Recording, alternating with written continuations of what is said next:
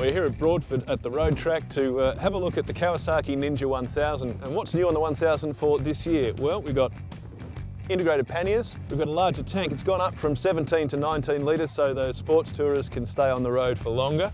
We also have three-way traction control and two power modes. So previously we had the one. Now in the second power mode, say if it's wet, a little bit slippy, you get 70% of the total power through mode 2. Adjustable screen, and 6 gear is now a higher ratio, so you'll get a few more Ks out of that 19 litre tank. Looks absolutely sensational in the candy lime green. Yes, it's not your favourite exotic dancer, it is candy lime green for the Kawasaki Ninja 1000. And who better to get it out on the road than our resident expert? We've got Lukey Luke. Hey mate. Ninja 1000, what do you think? She's green, so I think she's a little bit more up your alley. High screen and panniers, but 1000cc, it's bound to be a bit of fun. Okay, so the million-dollar question, who gets to ride the Kawasaki Ninja 1000 first? I think there's only one fair way to do this. Rock, paper, scissors. Rock off. I'll be taking the keys then. I'll just sit here and wait for you then.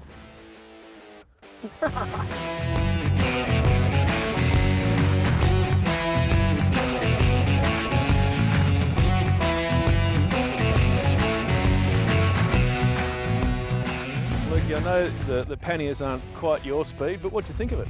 I was pleasantly surprised actually, given that it's not a full-blown sports bike and here we are at a racetrack. I felt it to be good. I took the panniers off and lowered the screen, but it was a good responsive bike.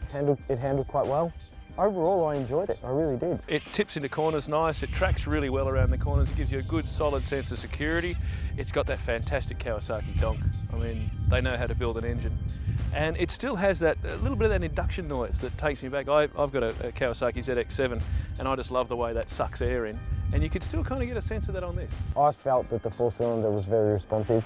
You know, I really, really enjoyed it. It was very smooth right through every gear. Rev range was good. Well, the Kawasaki Ninja 1000, it certainly betrays its DNA. It's got that ninja heritage about it, which is fantastic. But one of the things I really enjoyed as a sports tourer, it's like a Swiss Army knife. You know, you can, if it's raining, you can go into mode 2, you get 70% of the power, so you're not going to scare yourself. You've got 3 different levels of traction control. So if you're Lukey Luke, you can turn it off. If you're me, you can have it on 1 and get that nice little traction control into the corners.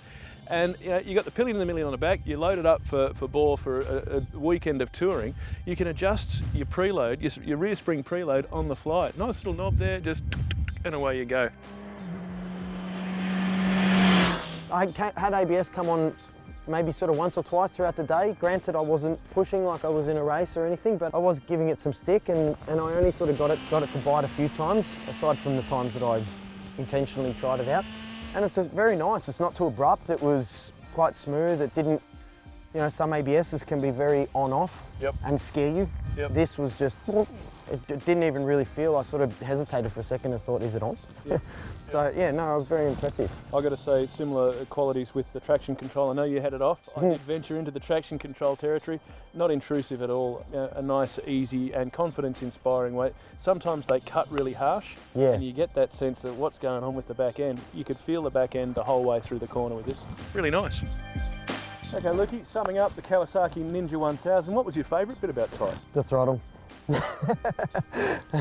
Yeah, I'm not going to argue with you. It's got a powerful donk. It certainly can pull. I really enjoyed the overall package. I thought they've just come so far, sports tourers, in 10 years' time. From I'm not going to mention brands or bikes, but I've had a few in the past, and I was really impressed with the versatility of this one. So there it is, the Kawasaki Ninja 1000. For all your motorcycle insurance needs, visit swanmotorcycle.com.au.